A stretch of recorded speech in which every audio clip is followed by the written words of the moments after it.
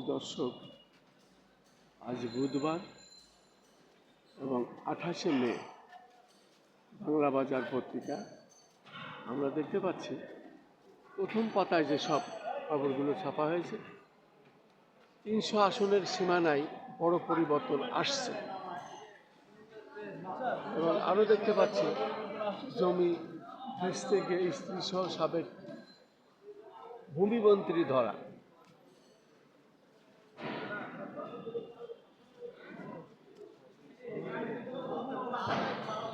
পাশাপাশি আমরা আরও দেখতে পাচ্ছি আওয়ামী লীগের চাটুকারিতায় পিডি শাহ কামালের প্যালেস মাটি।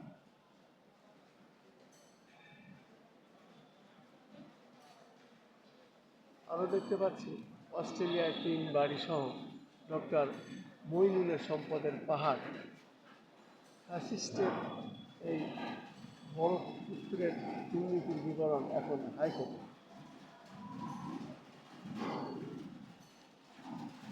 আরও দেখতে পাচ্ছি দিনভর বিক্ষোভে অচল সচিবালয়।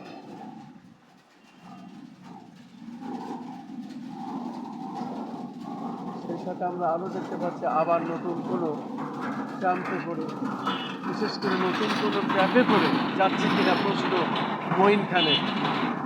তিনি বলেছেন রেগে গেলেন উবায়দুল কাদের। পাশাপাশি আরও দেখতে পাচ্ছি নতুন উঠছে ছিলেন ব্র্যাক ব্যাংকের এমডির পদত্যাগ। সেই সাথে মেঘনা গ্রুপের মোস্তফা কামালের দেশ ত্যাগে নিষেধাজ্ঞা। পাশাপাশি শীর্ষ সন্ত্রাসী সুব্রত বাইন ও মোল্লা মাসুদ গ্রেপ্তার। গা ঢাকা দিয়েছে চিহ্নিত সন্ত্রাসীরা। মিরপুরে ফিল্মি স্টাইলে গুলি, 22 লাখ টাকা ছিনতাই। এই হলো মোটামুটি আজকের বিশেষ কিছু খবর। এবং আমরা দৈনিক আইন বার্তায় দেখতে পাচ্ছি মাতারবাড়ি অঞ্চলের অবকাঠামোগত উন্নয়ন ত্বরান্বিত করার আহ্বান প্রধান উপদেষ্টা। সেই সাথে আমরা আরও দেখতে পাচ্ছি দৈনিক কালের সমাজ, তারা লিখেছেন ন্যায় বিচার প্রতিষ্ঠার সুযোগ সৃষ্টি হয়েছে, আইন উপদেষ্টা। নির্বাচনের সুস্পষ্ট ঘোষণা না আসায় হতাশ বিএনপি।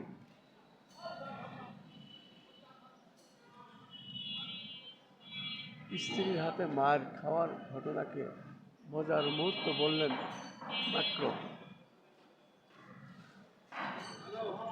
আরও দেখতে পাচ্ছি আমরা জাপানের কাছে $1 বিলিয়ন সাপোর্ট এক্সপেক্ট করছি, প্রেস সচিব। সীমান্তে পুশিং বাড়লেও নিরাপত্তার অভাব নেই, স্বরাষ্ট্র উপদেষ্টা। আরও দেখছি নগর ভবনের সামনে সড়ক আটকে ইসলাক সমর্থনের বিক্ষোভ আমরা দেখতে পাচ্ছি।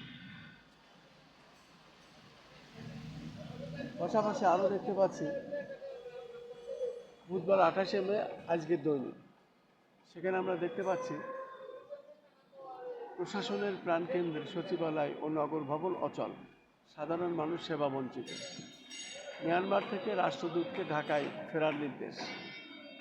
আরও দেখতে পাচ্ছি আওয়ামী আমলে পাচার $20 বিলিয়ন, পাচারের অর্থ ফেরাতে 5-7 বছর সময় লাগে।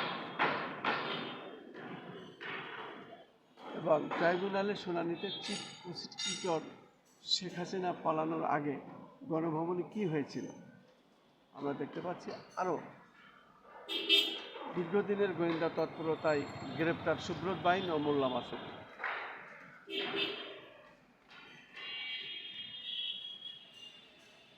আজকের রাজধানী ঢাকায় দেওয়াল পত্রিকার বিশেষ খবরগুলো।